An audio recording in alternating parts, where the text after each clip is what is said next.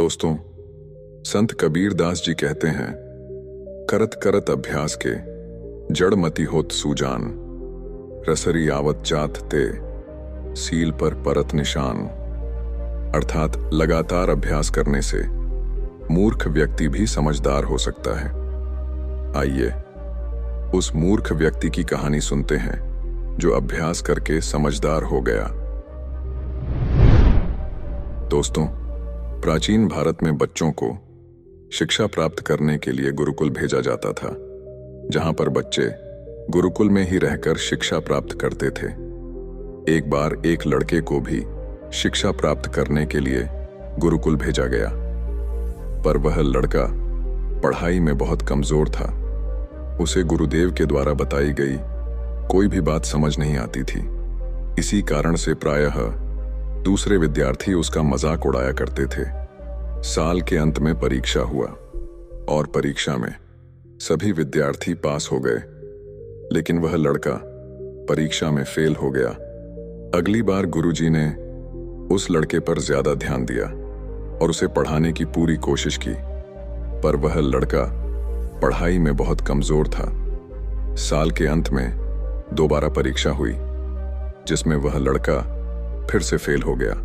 दोस्तों, उस लड़के को इतना पढ़ाने के बाद भी वह परीक्षा पास ना कर सका। अंततः गुरुदेव ने भी हार मान ली और उस लड़के को कहा, पुत्र, मैंने तुम्हें विद्या देने की पूरी कोशिश की, पर फिर भी तुम्हें कुछ समझ नहीं आता है। शायद शिक्षा प्राप्त करना तुम्हारे भाग्य में नहीं है। अतः उचित रहेगा कि तुम अपने घर लौट जाओ और अपने परिवारजनों के काम में सहायता करो।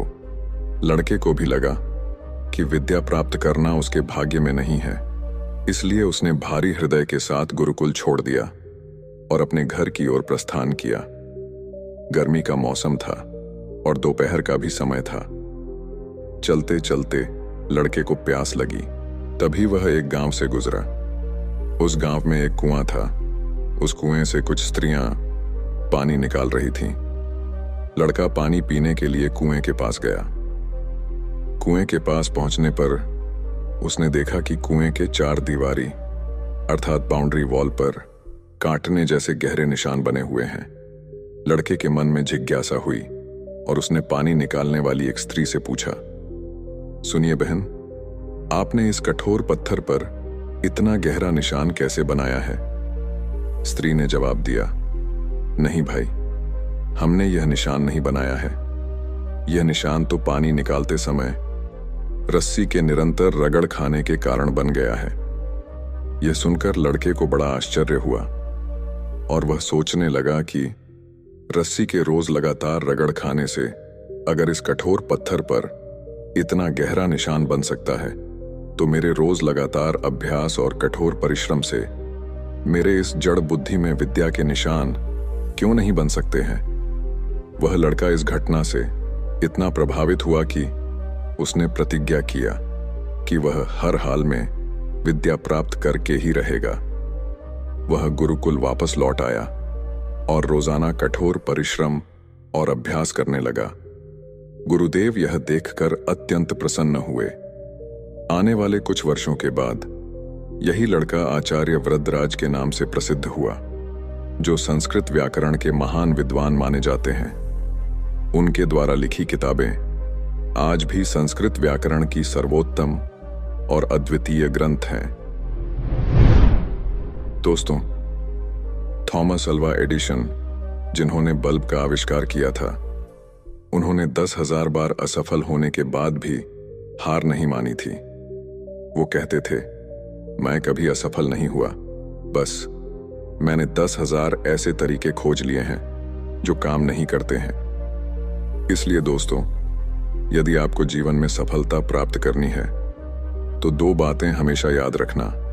पहला, असफलता से कभी निराश मत होना, क्योंकि असफलता वह आईना है जो हमारी कमियों को बताता है। दूसरा, अपने पिछले सभी प्रयासों के कमियों को सुधार कर फिर से प्रयास करो और यह क्रम तब तक जारी रखो जब तक कि तुम सफल नहीं हो जाते। दोस्तों, जब रस्सी के लगातार रगड़ खाने से कठोर पत्थर पर गहरा निशान बन सकता है, तो अपनी कमियों और गलतियों को सुधार कर लगातार प्रयास करने से तुम्हें सफलता क्यों नहीं मिल सकती। ईश्वर आपसे इतना भी नाराज नहीं हो सकता। इसलिए ईश्वर पर विश्वास रखिए और ऊपर बताए गए दोनों बातों को अपने जीवन में उतारिए। आपको जीवन में सफलता अवश्य मिलेगी।